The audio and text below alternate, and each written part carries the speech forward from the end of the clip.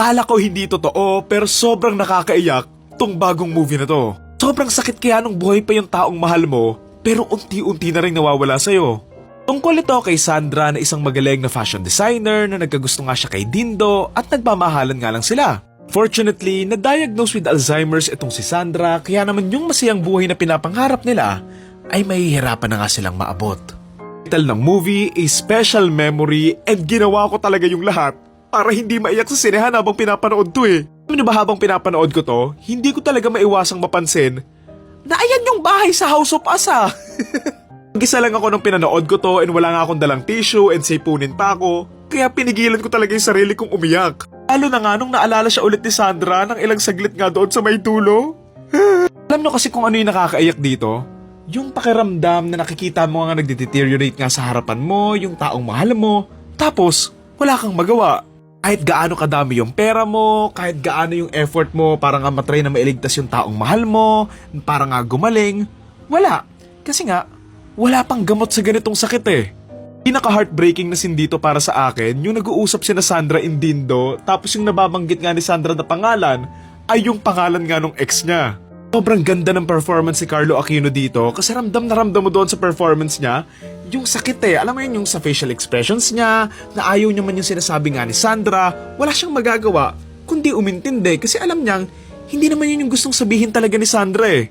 Ang galing din syempre ni Bella Padilla nga dito kasi nga ramdam mo yung confusion doon sa character niya na she's doing her best na hindi nga maipahalata na may sakit siya pero syempre lalabas at lalabas yun eh. I would admit, the first half of the movie is kinda slow and may mga parts na dragging given na it's a premise na iisa lang yung kakahantungan eh.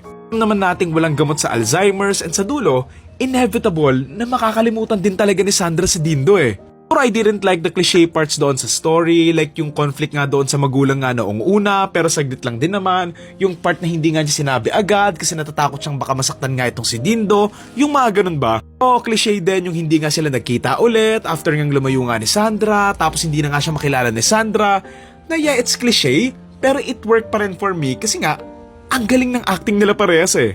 Personally, I didn't like yung sa nanay ni Dindo na part. Para sa akin, tama lang naman talagang magalit siya at hindi patawarin yung nanay niya eh.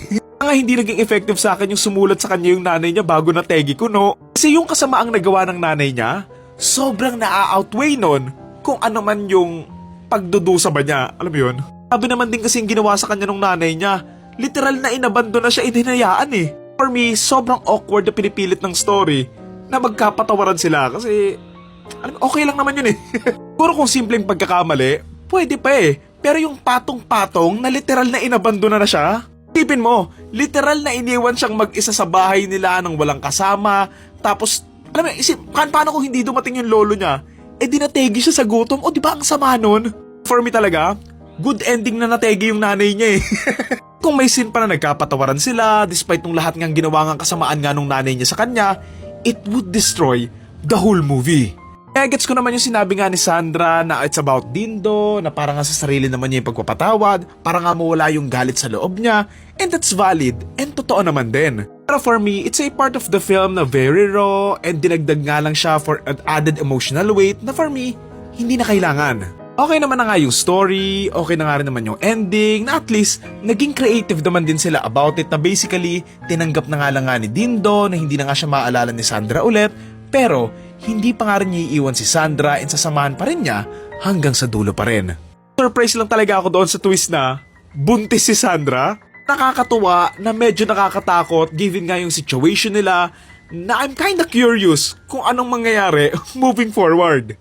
Curious din ako dito kung tumuloy ba sa pag-aaral itong si Dindo, kung naging magaling na architect ba talaga siya sa future. You know, cliche yung mga time jump sa may ending, pero nakaka-curious lang kasi talaga. Parang maganda lang makita na malaki na nga yung anak nila Dindo and Sandra, tapos siguro successful na architect na nga itong si Dindo, and masaya na nga siya kasama yung mga magulang nga ni Sandra.